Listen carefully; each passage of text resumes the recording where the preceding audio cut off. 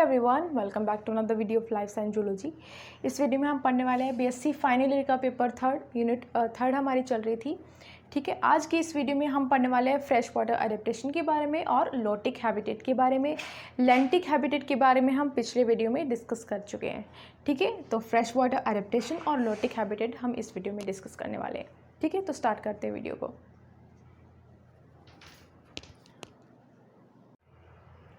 पिछले वीडियो में हमने डिस्कस किया था लेंटिक हैबिटेट के बारे में। अब हम पढ़ने वाले हैं लोटिक हैबिटेट के बारे में। इसी वीडियो में हम फ्रेश वाटर एडेप्टेशन के बारे में भी डिस्कस करेंगे। ठीक है, फ्रेश वाटर हैबिटेट दो तरीके के होते हैं, लेंटिक habitat and lotic habitat. लेंटिक habitat में हमने पढ़ा था जहाँ पे पानी एक जगह रुका हुआ होता है, यानी कि स्टैंडिंग वाटर होता है। एग्जाम्पल के तौर पे पॉन्ड एंड लेक आप देख सकते हो। वहीं पे जो लोटिक हैबिटेट है जस्ट अपोजिट होता है लेंटिक हैबिटेट का। यहाँ पे जो पानी है वो कंटिन्यूसली बहता रहता है, यानी कि रनिंग वाटर होता है। ठीक है, एग्जाम्पल देखते हैं spring, stream and river etcetera. ठीक है, तो लोटिक हैबिटेट की अगर हम बात करें तो लोटिक हैबिटेट क्या है? Running water.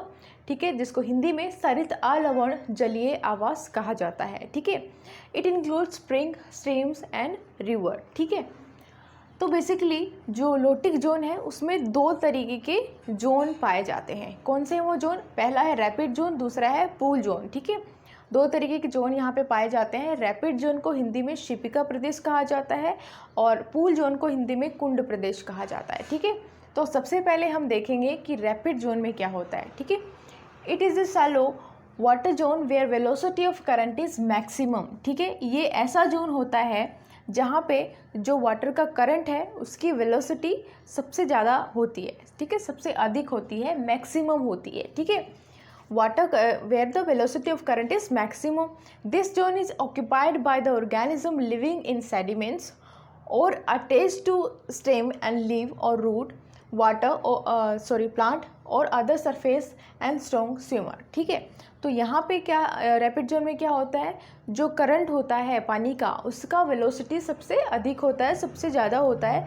इट मीन्स यहाँ पे कैसे ऑर्गेनिज्म पाएंगे? जो किसी भी सबस्ट्रेट पे अटैच रहते हैं। ठीक है, This zone is occupied by the organism living in sediments or attached to stem, leaf या किसी तने के साथ, किसी पेड़ के साथ, किसी रूट के साथ में या किसी सबस्ट्रेट पे अटैच रहते हैं। ऐसे ऑर्गेनिज्म यहाँ पे पाए जाएंगे। या फिर स्ट्रॉन्ग स्विमर, ठीक है, जो तैरने में सक्षम होते हैं, वो ऑर्गेनिज्म यहाँ पे पाए जाते हैं क्योंकि यहाँ पे वाटर करंट सबसे ज़्यादा होता है। ठीक है, नेक्स्ट आता है पूल जोन, जिसको हिंदी में कुंड प्रदेश कहा जाता है। It represent the deep water where velocity of water is reduce. ठीक है, तो ये कैसा जोन है जहाँ पे जो वेलोसिटी होती है वाटर करंट की वो रिड्यूस हो जाती है, कम हो जाती है। ठीक है, silt and other material tend to settle at the bottom. ठीक है, सिल्ट यानी कि तलछट जिसे बोलते हैं, और कुछ अदर मटेरियल वो जो धीरे धीरे वो पानी की नीचे हिस्से पे, निचली सतह पे जम जाते हैं। ठीक है, tends to settle at the bottom. ठीक है, तो बेसिकली हमने दो जोन यहाँ पे पढ़े हैं, rapid zone and pool zone. Rapid zone में जो वाटर का करंट होता है वो मैक्सिमम होता है, सबसे ज़्यादा होता है। पूल जोन में वाटर करंट सबसे कम होता है। जो रैपिड जोन है वहाँ पे ऐसे ऑर्गेनिज्म पाए जाते हैं जो किसी सबस्ट्रेट पे अटैच होते हैं ताकि जो वाटर करंट सबसे ज़्यादा है वहाँ पे उसके साथ में वो डील कर सकते हो। ठीक है, तो स्टेम या फिर किसी रूट पे या किसी सबस्ट्रेट पे, ठीक है, वो अटैच रहते हैं या फिर वहाँ पे स्ट्रॉन्ग स्विमर पाए जाते हैं। ठीक है, पूल जोन में क्या होता है? वाटर की जो वेलोसिटी, उसका जो करंट है उसकी वेलोसिटी कम होती है और सिल्ट और कुछ अदर मटेरियल जो होते हैं वो बॉटम में बैठ जाते हैं। ठीक है, तो बेसिकली ये दो जोन होते हैं लोटिक जोन में, आप इसको नोट कर सकते हो। नेक्स्ट हम पढ़ने वाले हैं फ्रेश वाटर एडेप्टेशन, यानी कि जो ऑर्गेनिज्म फ्रेश वाटर में रहते हैं उनमें क्या एडेप्टेशन पाई जाती हैं। पहला एडेप्टेशन आता है permanent attachment to a substratum. ठीक है, इसमें क्या होता है? In fast running water the plant and animal are permanently attached to substratum such as stone and logs. ठीक है, यानी कि हमने अभी जैसे रैपिड जोन में पढ़ा था, वहाँ पे वाटर करंट की वेलोसिटी बहुत ज़्यादा होती है, मैक्सिमम होती है। तो वहाँ पे क्या होता है? जो ऑर्गेनिज्म होते हैं वो प्लांट भी हो सकते हैं, एनिमल भी हो सकते हैं, वो सबस्ट्रेटम पे अटैच होते हैं। सबस्ट्रेटम की अगर हम बात करें तो सबस्ट्रेटम कुछ भी हो सकता है, कोई स्टोन या लॉग्स, ठीक है, पत्थर या चट्टान, कुछ भी हो सकता है। तो वहाँ पे ऑर्गेनिज्म, प्लांट या एनिमल कुछ भी वहाँ पे अटैच हो जाते हैं, परमानेंटली अटैच हो जाते हैं, ठीक है। अगर वाटर करंट मैक्सिमम है तब भी वो वहाँ से हिलेंगे नहीं, ठीक है। तो बेसिकली वो सबस्ट्रेटम पे अटैच हो जाते हैं ताकि अगर वाटर करंट ज़्यादा है तो भी वो उसको इफ़ेक्ट ना करे। अगला अडेप्टेशन आता है presence of hooks and circles, ठीक है। अंकुश और चूसकों का प्रेजेंस वहाँ पे होता है एनिमल्स में। बेसिकली जो हुक्स एंड सर्कल्स होते हैं वो उनको हेल्प करते हैं किसी भी सबस्ट्रेटम पे अटैच होने के लिए, ठीक है। Certain animals possess hooks and circles to gain hold on substratum, ठीक है। तो ये सबस्ट्रेटम पे अटैच होने में हुक्स और सर्कल हेल्प करते हैं ऑर्गेनिज्म की।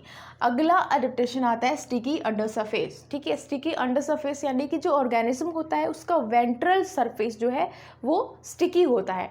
तो स्टिकी होने की वजह से जाहिर सी बात है ये भी एक तरीके से सबस्ट्रेटम पे स्टिक होने के लिए या चिपकने के लिए या उसको पकड़ने के लिए हेल्प करता है, ठीक है। स्टेन एंड फ्लैटवर्म, बेसिकली ये स्नेल्स और फ्लैटवर्म में स्टिकी अंडर सरफेस पाया जाता है, यानी कि जो उनका वेंट्रल सरफेस होता है वो स्टिकी होगा, ठीक है। फोर्थ अडेप्टेशन आती है स्ट्रीम लाइन बॉडी, ठीक है। Offers little resistant to water current, ठीक है। स्ट्रीम लाइन बॉडी यानी कि जो अगर आप फिश को देखो उसकी जिस तरीके की बॉडी होती है वो उसको हेल्प करती है।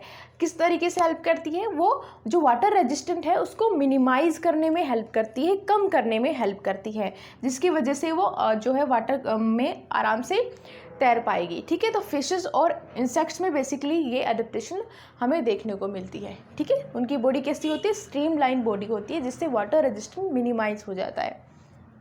नेक्स्ट आता है फ्लैटेंड बॉडी यानी कि चपटा शरीर, ठीक है। Help them to take shelter under stone, ठीक है। तो अगर किसी की बॉडी फ्लैट होगी यानी चपटी होगी, जिसकी वजह से वो क्या होगा, कहीं भी दरार होगी या कहीं भी स्टोन के नीचे ऑर्गेनिज्म जो है आराम से चिपक सकता है, छुप सकता है, ठीक है। तो बेसिकली जो मे फ्लाई और स्टोन फ्लाई होती है उनके निम्फ में ये अडेप्टेशन हमें देखने को मिलती है, ठीक है।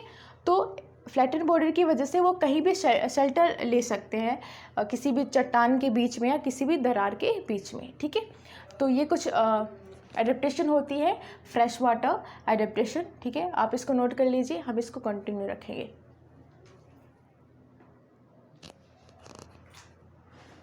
नेक्स्ट कुछ और एडेप्टेशन के बारे में हम देखते हैं। नेक्स्ट आता है रेस्पिरेशन, ठीक है। In aquatic insects show curious respiratory modification in the form of respiratory siphons, ठीक है।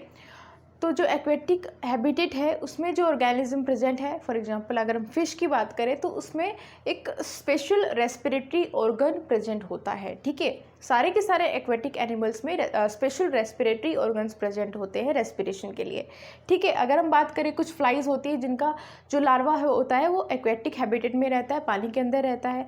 अगर हम मे फ्लाई की बात करें तो उसका जो लार्वा होता है वो कहाँ प्रेजेंट है? पानी के अंदर प्रेजेंट होता है और उसमें एब्डोमिनल गिल्स प्रेजेंट होते हैं। उसी तरीके से जो ड्रैगन फ्लाई है उसका लार्वा भी पानी के अंदर प्रेजेंट होता है और उसमें रेक्टल गिल्स प्रेजेंट रहते हैं, ठीक है।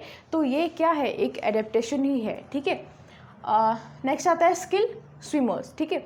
एक्वेटिक एनिमल्स कैसे होते हैं? वो अच्छे स्विमर होते हैं, ठीक है। अगर हम फिश की बात करें तो वो बहुत अच्छे स्विमर होते हैं, तो उनमें ये स्किल होती है स्विमिंग की, ठीक है। 8th आता है एक्सक्रीशन ऑफ अमोनिया। जो फ्रेश वाटर एनिमल्स होते हैं वो क्या एक्सक्रीट करते हैं?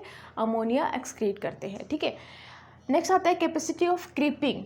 तो बेसिकली जो ऑर्गेनिज्म होते हैं एक्वेटिक हैबिटेट में रहने वाले ऑर्गेनिज्म जो होते हैं उनमें क्रीपिंग की कैपेसिटी पाई जाती है, यानी कि वो रेंग कर बेसिकली चल सकते हैं, ठीक है। तो उसी ये जो कैपेसिटी है इसी वजह से वो जो एक तरीके से शेल्टर ले सकते हैं स्टोन के बीच में या कोई भी दरार होती है वहाँ पे वो रेंग कर जा सकते हैं और शेल्टर ले सकते हैं। तो ये एक तरीके का एडेप्टेशन पाया जाता है एक्वेटिक एनिमल्स में, या फिर हम बोल सकते हैं फ्रेश वाटर एडेप्टेशन है एक तरीके का। अगला आता है माइग्रेशन, ठीक है। तो बहुत सारी फिशेस इनमें हमें ये माइग्रेशन देखने को मिलता है बेसिकली जब वो रिप्रोडक्शन करने वाली होती हैं। बहुत सारी फिशेस जो होती है वो फ्रेश वाटर से मराइन वाटर की तरफ जाती है और बहुत सारी फिशेस क्या होती है वो मराइन वाटर से फ्रेश वाटर की तरफ आती हैं। ठीक है, बेसिकली जब रिप्रोडक्शन की स्टेज आती है तब। ठीक है, तो माइग्रेशन भी क्या है, एक तरीके का फ्रेश वाटर एडेप्टेशन है। ठीक है, तो ये कुछ पॉइंट हमने देखे फ्रेश वाटर एडेप्टेशन के। ठीक है, तो इस वीडियो में इतना ही। Thank you so much for watching this video and I will see in the next video.